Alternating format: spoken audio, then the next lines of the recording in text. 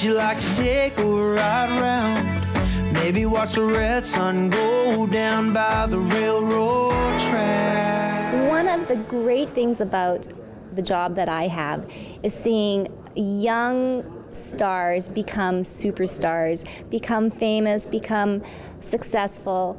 And Mr. Kissel, you are in that list, and I am so proud of you. I'm like a mom, but well, anyways. That's kind of you to say. I remember meeting you at the Juno Awards here when obviously Winnipeg hosted, and what a great visit that was. You were so kind to me. I was just really starting out in my career 2 years ago, and it's been a great journey ever since. So. You know, and I loved it because I knew everything about your life in about 5 minutes. It was just like nonstop. Well, everything about your life, your beautiful wife and everything. And now look at you opening up for Garth Brooks. Obviously, Garth, one of your heroes, one of your mentors. Absolutely. He's truly one of the best, and not just the best entertainer that I think anybody's ever seen, but he is one of the best humans that I've ever met. So kind, so generous, and the guy's got energy. You know, to think that he's going to be doing 4 shows in 3 days here. He did 6 in Saskatoon. I mean, how can you match that energy for a guy who's been doing it for so many years? He is one of the best of the best. I have to ask, what is it like, I mean, to actually be opening up for someone that you've looked up to, but also what have you learned about Garth the person that you didn't know before? Well, I appreciate you asking that. When it comes to opening for him and how I feel, I'm definitely, to be honest, nervous because it's such a grand stage, it's such a great opportunity, but when it comes to what kind of guy Garth is, he made me feel so at home when I first opened for him a few months ago in Ontario, and he said, you know what, just enjoy it, the stage is yours. He even said, if the crowd is, having a good time, and if they're in the palm of your hand, play longer. Have you ever heard of a headliner telling the opening act, I don't mind, play longer? So, the first night I kept my set at the short amount of time, and then he said the next night, he says, no, I heard that crowd. He says, make sure you play 2-3 more songs. So what a guy he is to be so encouraging and supportive of me and my music and my songwriting and my talent. You can't say enough good things about Garth Brooks. Okay, so we are going to talk about your talent and everything. You've got this new album, Pick Me Up. You've got a new baby. Yes. What is that now like, Brett? You're a dad. Now that is the best thing. I mean, you're a parent. You can't put into words how exciting it is to just wake up in the morning and for me to hold my little girl Mila, who's 5 months old today. It's so special. I love her so much. And my wife Cecilia, I think it's most special watching her interact with our daughter. And she is such a good mom. I'm so proud of her and so proud of this little family that we've got now. Well, you've got a well-oiled machine now. You've got, your agents, you've got your handlers, things people would say on the outside, Brett, you've got it made.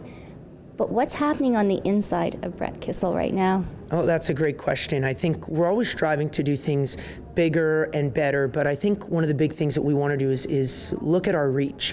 Music is such a powerful tool, I think, for healing and for, just celebration, and for all things good and all things bad, music can heal. So for us, now that we've got this new album and with our team put together, we want to see how far our reach can be. And I know that there's some songs in particular on this album. One that touches on cancer, as my mom has battled cancer for many years.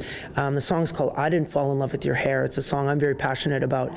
And you know what, when you talk about reach and you talk about being able to heal through music, that is a song in particular that I'll probably perform this weekend with Garth as a debut here in Winnipeg, as well as, really focus on what we can do with our music to reach as many people as we can. Okay, and spilling off of that, you have a great relationship with a local guy here, Don Amero. Of course. And reaching out now to our Indigenous peoples, First Nation peoples, I mean, there's a lot of healing that needs to be done. Well, Don and I, we've written a song together called Rebuild This Town, and we performed it during Aboriginal Day Live last June. Don is just one of those true great Canadian talents, he's a great humanitarian as well. He always, whereas some people will think marketing first with their music and fame and fortune, he thinks about what my music can do for the people. And that's why I truly respect Don, and he and I are going to have a long friendship over the course of our career and over the course of our life. And the more opportunities that I get to perform with Don, the better, because he and I think, really click, and we try to do our very best to write songs and perform together for the greater good of the community and the music community.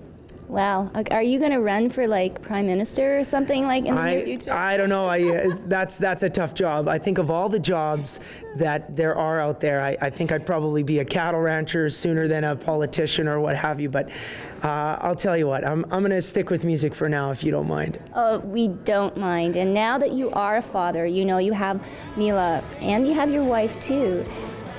Where do you see yourself in the future? I mean, music is a tough industry. And what do you want your daughter to learn from you? Well, those are great questions, and I think about it a lot now, especially as I travel with my family or I travel on the plane, you know, just on my own. When it comes to the lessons that I want her to learn, I just think it's about how to treat people, because we live a life that we're very, very lucky to live, and the traveling that we get to do and the people that we get to meet. I think it's important that as she grows older to never take that for granted, because, you know, I grew up on a farm. My wife has a very interesting background growing up in a small town in Alberta. So for us, as our daughter might live a life with traveling around the world and maybe some great opportunities, it's important for her to know where our families came from and how Canada was built and how many great communities were built with pioneers and hard work. So if we can instill some ambition and some work ethic in her, I think that'd be really good for us to do as parents. Well, I think you're well on your way. It's so good to hear that good things do happen to good people. Thank you for saying that. It's very kind of you. Thank you, Brett. For Backstage on Go, I'm Tracy Koga.